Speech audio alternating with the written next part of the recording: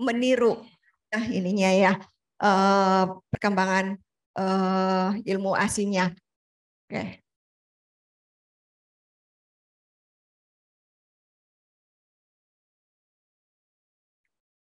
Nggak mau dia. Nah ini kecepatan.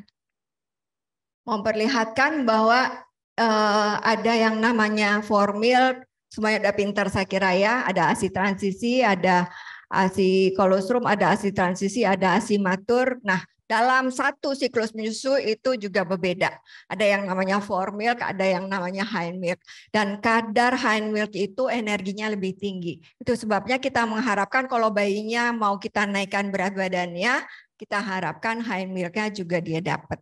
Itu kurang lebih setelah separuh waktu menyusu itu baru keluar hind milk-nya.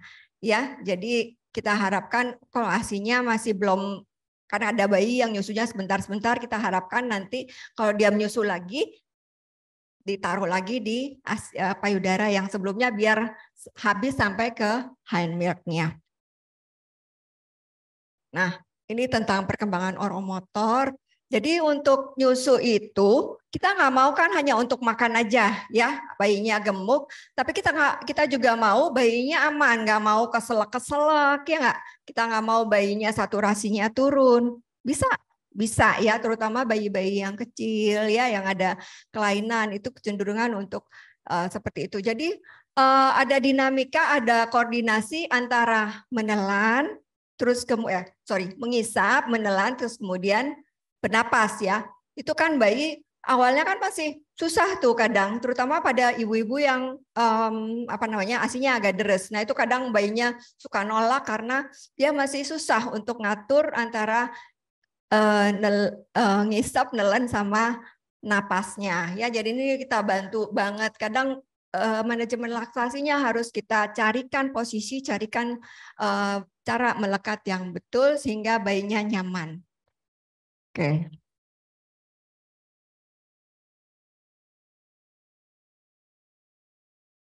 Kalau ini kayaknya udah terlalu jauh.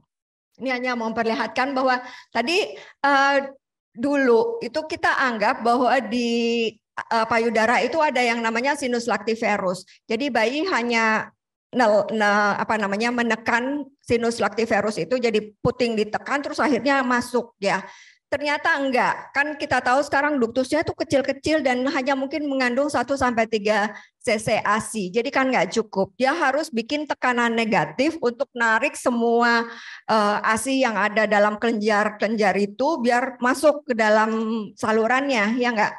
Nah, jadi harus bikin tekanan negatif yang kuat. Jadi di situ perlu otot-otot dari mulut, lidah, palatum, mandibula, maksila ya, semuanya bekerja sama untuk membuat tekanan negatif tersebut.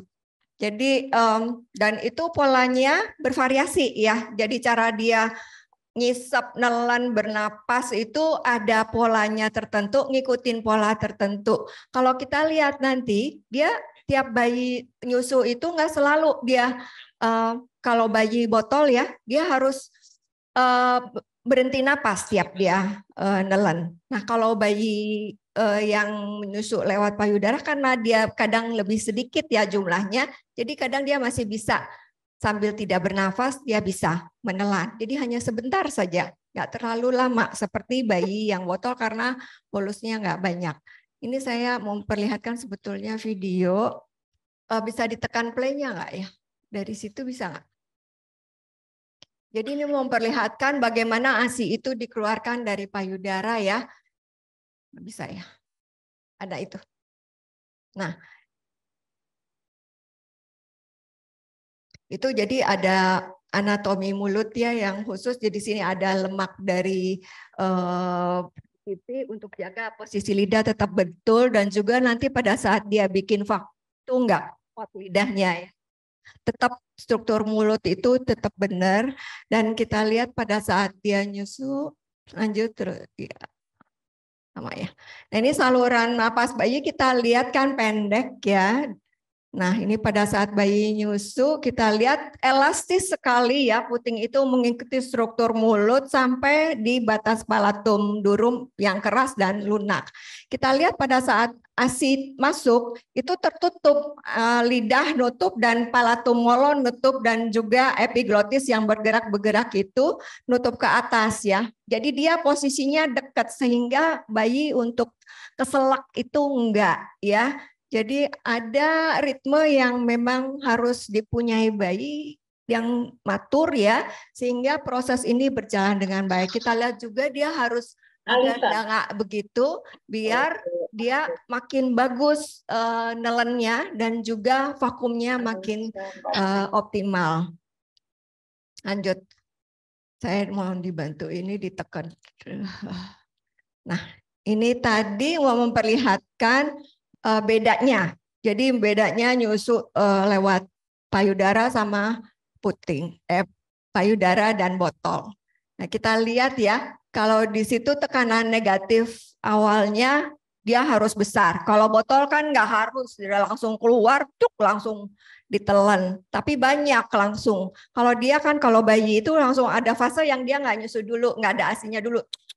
Gitu, tekan baru keluar ejection refleksnya keluar, baru asinya keluar, baru dia bisa ngisep, baru ada ritme yang teratur untuk menelan. Kita lihat juga tiap pada bayi ini karena bolusnya besar, karena kan asi kalau dari botol kan banyak tuh, jadi dia harus berhenti napas. Kalau yang ASI kan sedikit, jadi dia masih agak curi-curi untuk tidak bernafas. Jadi risiko untuk terjadinya saturasi oksigen yang turun lebih besar pada bayi yang nyusu lewat botol ya. Jadi yang nyusu lewat ini risiko untuk saturasi itu, dan penelitiannya juga memang seperti itu. Dan kemungkinan tersedak jadi memang lebih besar, terutama bayi-bayi yang lemah ya sistem saraf dan ototnya.